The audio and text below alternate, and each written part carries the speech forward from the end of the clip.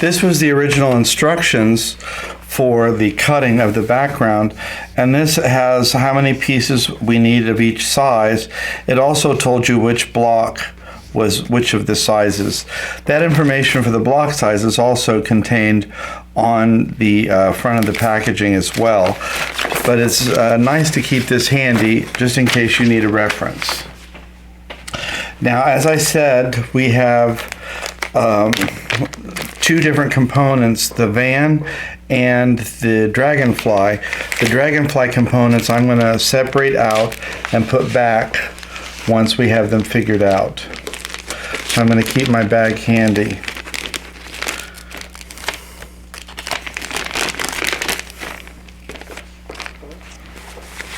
We have our color cover guide, our pattern, and the instructions, which at this point I don't need. One of the things I always like to do when I open up my pattern is I like to press it. And I like to do that just to get out any of these big creases so that when I have my fabric over top of it, I don't translate any of the distortion to my actual block. And it only takes a second to do that. So then I can go ahead and put my fabric in place. I know some of you may have a hard time seeing through that, but I can see through it. And at this point, it isn't essential for you to see my pattern as long as you can see how I'm putting the shapes in place. So I'm going to use my color guide here to see that these are dragonfly components. These are my windshield, my bumper. These also are dragonfly components.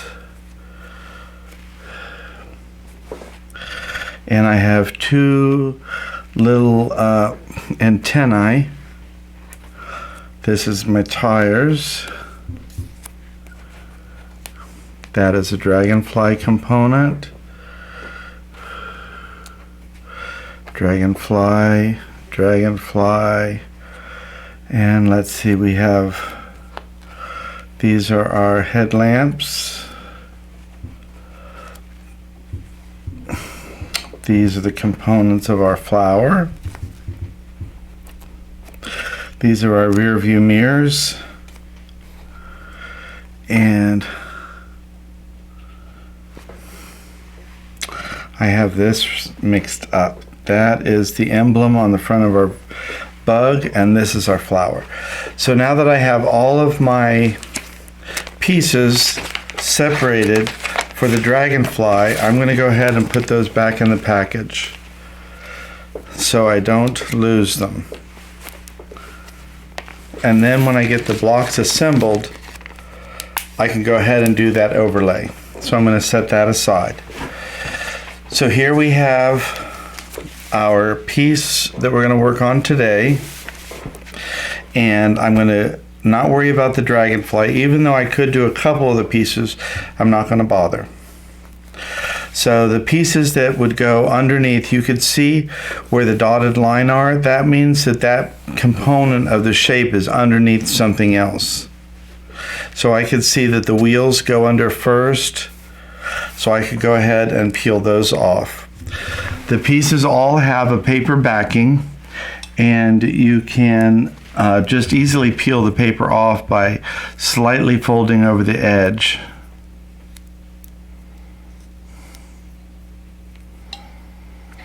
I can smell my peonies. They're beautiful. So I'm going to put all my little paper scraps on a pile. I'm going to go ahead and put my tire down. If you have problem peeling your paper backing, you can always score the back of the paper with a sharp object like a safety pin, a stick pin, an awl, a seam ripper. Any of those things would work. I'm going to go ahead and put the front of my Volkswagen Bug on.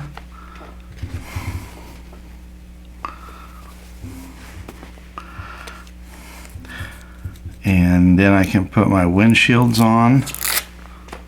You can see that this van has very heavily tinted windows.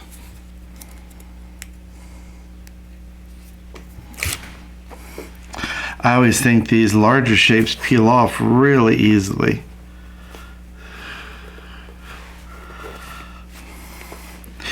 I'm going to put my rear view mirrors on.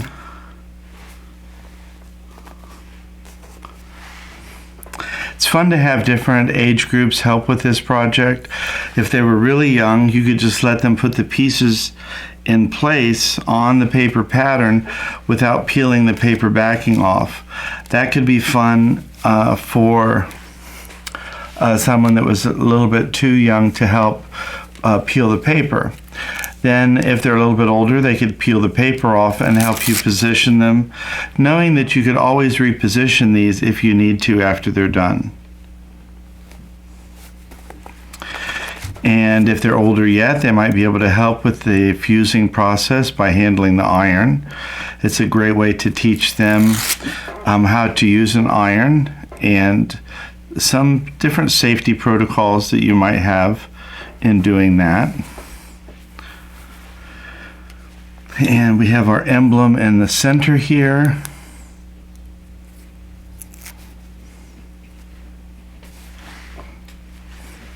And then our two headlamps.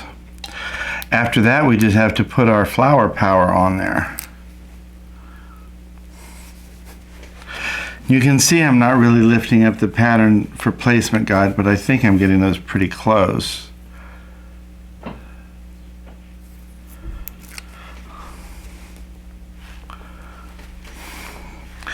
Then the last we have is our last three pieces, which is our kind of our logo flower.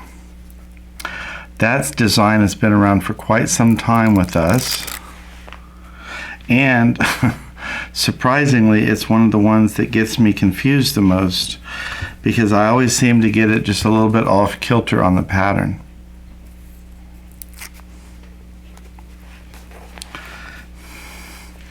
When I get to these little flowers, I always like to make sure that they're off center just a little bit. It adds to a little bit of a quirkiness to the design. I like them close to the edge, but I still like to see a little bit of the flower color underneath it poking through. So that is all there is to this particular one until we get to piecing and the dragonfly. So you can see that this goes pretty quick. The nice thing about having different age groups work on this is that it creates a memory. And memories are what we want to create when it comes to learning new things and handing down heirlooms, because it gives an emotional component to this item in the future. People have memories of working with their aunt or their uncle, their grandmother, their sisters or brothers, and it just is a nice thing to have to pass down. So at this point I can pull out the paper pattern and I can get it ready to fuse. What I will do is put my Teflon pressing sheet underneath it, mist it, and put it over top and fuse it. But I'm going to go ahead and get that set up. But I want to save this to make sure that we don't lose our dragonfly components.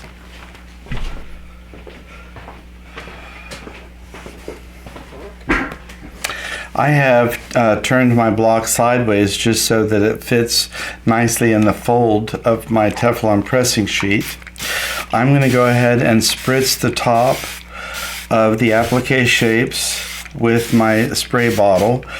I don't usually or ever keep water in my iron. That way my iron doesn't leak. And I'm sure you've heard me say that before. So I have encapsulated the applique block in between two layers of my Teflon pressing sheet.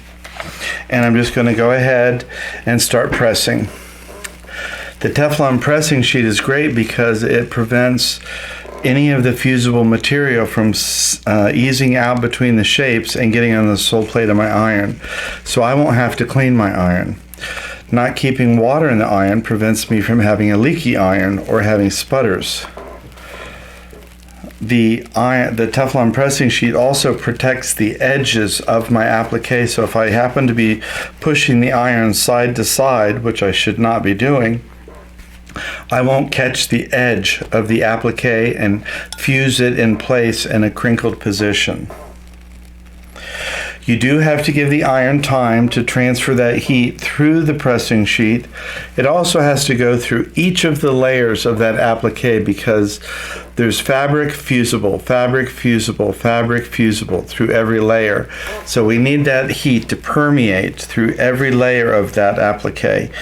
And once I do this all from the top, I will turn it over and remist it and do it again from the bottom, because I really want to make sure that that heat has had enough time to fuse that bonding material through all the different layers.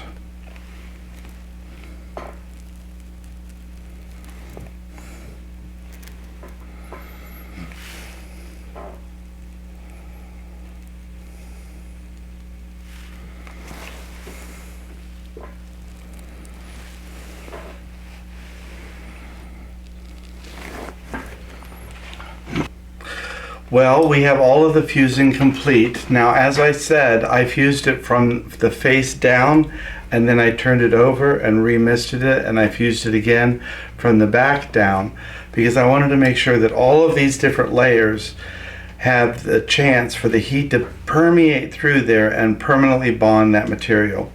If you bond this correctly at the beginning, you won't have a problem with it later as it's getting washed.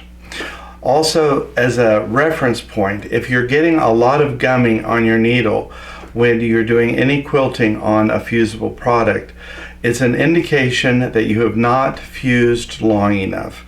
If there's a lot of excess material still floating free, that means you didn't bond permanently to begin with. Once this is bonded, this is washer safe, and it requires no top stitching. We do quilt over our samples, but we do not top stitch them. So this block is ready to go, minus the little dragonfly that we will put on after we get all of the blocks together. And I keep saying we, that's the royal we, by the way. So I have this block done. This one will go here. And I'm just lightly pinning into our other sample. And you can see that this floral spray will be the next block that we work on. And as I've said, we are working on quite a few projects for the year, some things that we haven't done before. And those are requiring me to try and group some things together and get ahead a little bit. So that's what I'm doing today. I'm recording several videos, but they won't be released all at once. They will be scheduled as normal. This particular block of the month is going out, I believe, the first Saturday of every month. And as you know, every Saturday we release a new video, or at least we have been for the last 2.5 years. So there's something like 135, 140 videos posted on YouTube and on our Facebook.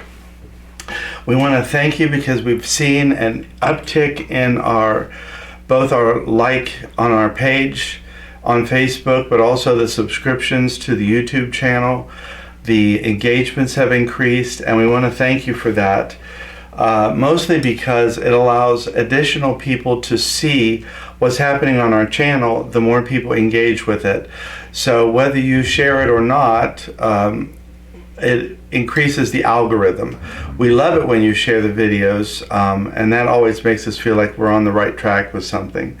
We thank you for the thumbs up, the likes, and the positive comments, and we appreciate your time just spending it with us here in the studio.